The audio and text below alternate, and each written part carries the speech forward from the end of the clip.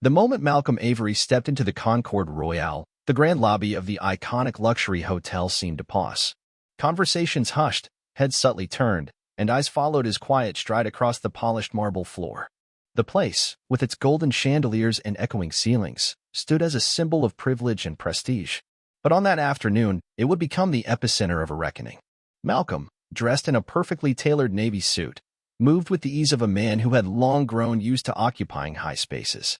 His skin glowed under the overhead lights, and a small silver pin on his lapel glinted with meaning for those who recognized it. But what truly shifted the room was when he handed a sleek black Centurion card to the young front desk clerk, who barely glanced at it before scoffing. "Probably maxed out," the clerk muttered, loud enough for the other guests in line to hear.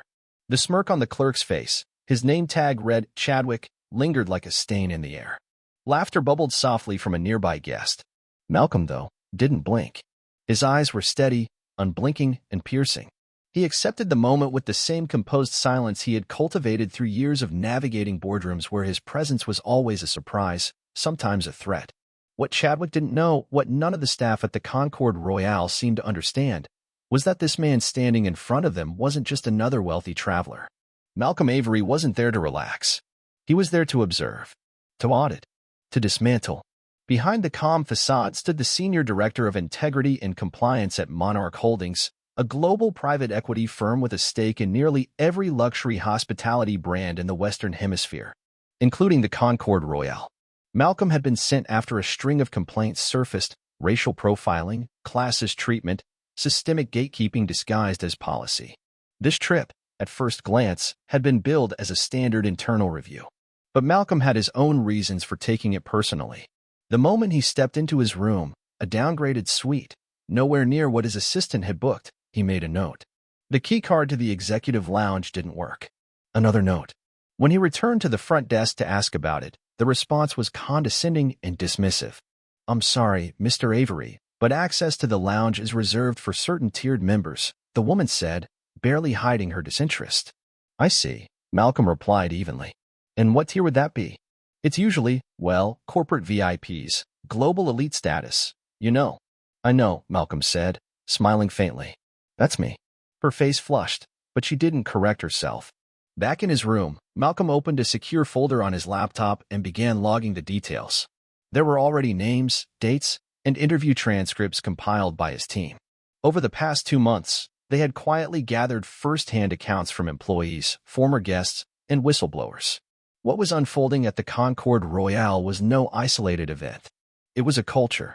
That evening, as tuxedoed guests gathered for a gala in the ballroom below, Malcolm returned to the front desk. "Excuse me, Chadwick," he said in a voice that carried just enough weight to silence nearby chatter. Chadwick looked up, already defensive. "Yes, sir." "I want to know," Malcolm said, his voice low but sharp, "why I've been treated like a fraud here." Chadwick blinked. "I don't understand what you mean." "Oh, I think you do. You questioned my card, mocked me in front of others. My reservation was altered. My lounge access was denied. I've been treated like I didn't belong here from the moment I walked in. I assure you, sir." "Don't," Malcolm interrupted, sliding a card across the desk. "Just read." Chadwick's eyes scanned the title: Senior Director, Integrity and Compliance, Monarch Holdings. The color drained from his face. It wasn't just embarrassment, it was fear. Real, unmistakable fear. Malcolm said nothing more. He turned and walked away, leaving Chadwick frozen. Behind the scenes, the wheels had already been turning. Malcolm's team had been coordinating with senior management across Monarch Holdings. Every encounter had been documented, every insult recorded. But the true reckoning came when the lobby security footage was leaked. The video, showing Chadwick's sneer and audible insult, hit social media platforms by the next morning. Within hours, the hashtag Concorde collapse was trending. Public outrage was swift and widespread. People shared their own horror stories from similar establishments, stories that had never been believed until now. Influencers, journalists, and everyday guests began calling for accountability. Celebrity activists chimed in. Travel agencies quietly pulled listings for Concorde properties. Events scheduled at the hotel were canceled overnight. Inside Monarch Holdings, executives watched in stunned silence as Malcolm's full audit report landed in their inboxes. It was damning. It detailed a decade-long pattern of discriminatory practices at the Concorde Royale, from hiring biases to guest profiling to deliberate obfuscation of complaints. The board convened within hours. The $2.8 billion expansion plan, a new tower, and a global branding initiative was halted indefinitely. Within a week, the general manager was terminated. The head of guest relations resigned. Chadwick, the front desk clerk who had thought himself untouchable, was fired and escorted out by security. But the story didn't end there.